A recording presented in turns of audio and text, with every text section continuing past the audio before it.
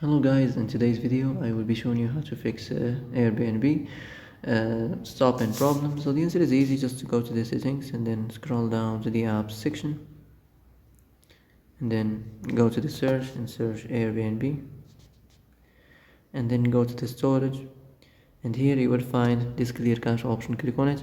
Now you can go check it if it worked, and if it didn't you can try to restart your phone or turn the Wi-Fi off and on, or the Bluetooth or the airplane mode.